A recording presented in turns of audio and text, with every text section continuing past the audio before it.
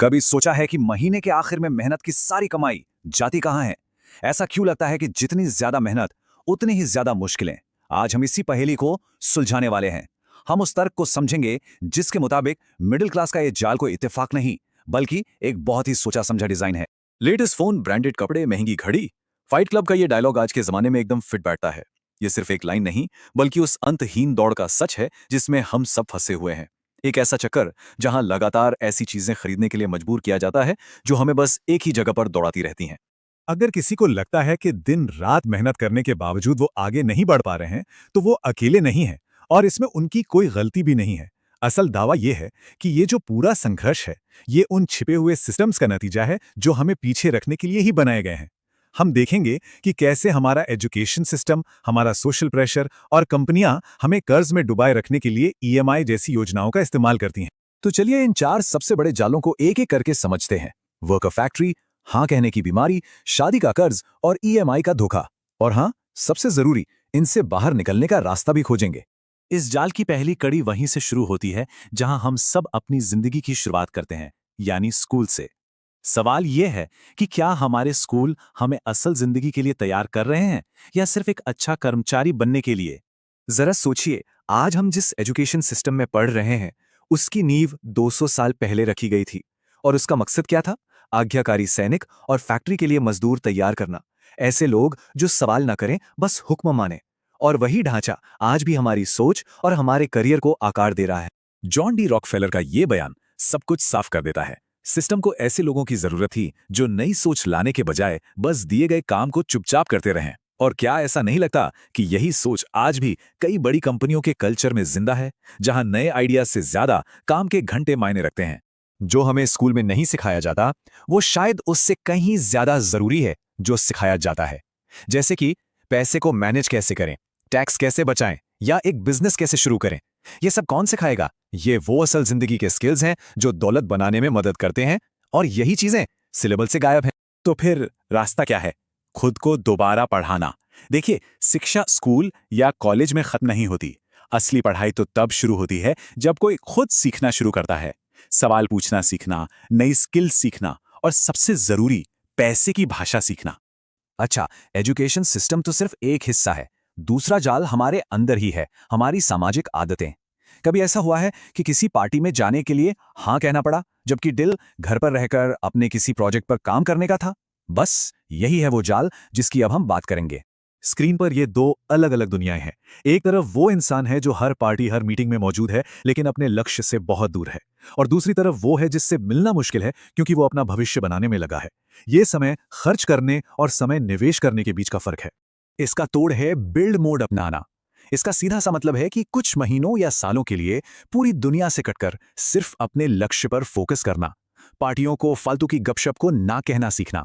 ये आसान नहीं है, पर यही भविष्य की नींव रखता है। अब बात करते हैं उस जाल की जो हमारे समाज की जड़ों में बहुत गहरा है, शादी का कर्ज। हमारे यहाँ शादी सिर्फ दो लोगों का नहीं, दो परिवारों का मिलन माना जाता है। और इसी के साथ आता है सामाजिक दिखावे का भारी दबाव, जो अक्सर जिंदगी भर के कर्ज का कारण बन जाता है। 36 लाख रुपए, ये भारत में एक औसत शादी का खर्च है। सोचिए, इस रकम से एक छोटा घर खरीदा जा सकता है या एक बिजनेस शुरू किया जा सकता है। और सबसे डरावनी बात यह है कि सिर्फ 2 साल में यह आंकड़ा 25 लाख से बढ़कर 36 लाख हो गया है। सोशल मीडिया और दिखावे की संस्कृति ने इसे और हवा दी है। ये चार्ट कहानी को और भी साफ करता है। भारत में 99% लोग साल में 25 लाख से कम कमाते हैं। मतलब 99% आबादी के लिए एक औसत शादी का खर्च उठाना भी उनकी सालाना कमाई से कहीं ज्यादा है। तो सवाल यह है कि क्या एक दिन का जश्न पूरी जिंदगी की आर्थिक सुरक्षा से ज्यादा जरूरी है? इसे अनुष्का शर्मा इफेक्ट कह सकते हैं। जब कोई सेलिब्रिटी 7 लाख का लहंगा पहनती है तो वो उसकी नेटवर्थ का सिर्फ 0.002% होता है, मतलब कुछ भी नहीं। लेकिन जब एक मिडिल क्लास इंसान उसकी नकल में 80,000 का लहंगा खरीदता है तो वो उसकी पूरी संपत्ति का 4% तक हो सकता है। ये एक बहुत बड़ा और खतरनाक वित्तीय बोझ है। तो इसका हल क्या है? बस सोच बदलनी होगी। शादी को एक दिन का खर्च समझने के बजाय उसे कपल के भविष्य के लिए एक निवेश की तरह देखना होगा। बजट को कम रखें और जो पैसा बचे वो नए जोड़े को उनके नए जीवन की शुरुआत के लिए दें। ये एक ऐसा तोहफा होगा जो जिंदगी भर उनके काम आएगा। शादी का कर्ज तो एक बार का बोझ है, लेकिन अब हम बात करेंगे उस आखिरी जाल की जो हमारी रोजमर्रा की जिंदगी का हिस्सा बन चुका है, ईएमआई का भ्रम। कभी ऐसा हुआ है कि कोई चीज सिर्फ इसलिए खरीद ली गई हो क्योंकि वो नो कॉस्ट ईएमआई पर मिल रही थी?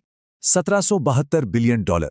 ये वो रकम है जो भारतीयों ने सिर्फ 11 महीनों में पर्सनल लोन के तौर पर ली है। ये आंकड़ा दिखाता है कि हम कैसे आज की ख्वाहिशों को पूरा करने के लिए अपने कल को गिरवी रख रहे हैं। आसान क्रेडिट और अभी खरीदो बाद में चुकाओ की संस्कृति ने हमें कर्ज के एक अंतहीन चक्र में फंसा दिया है।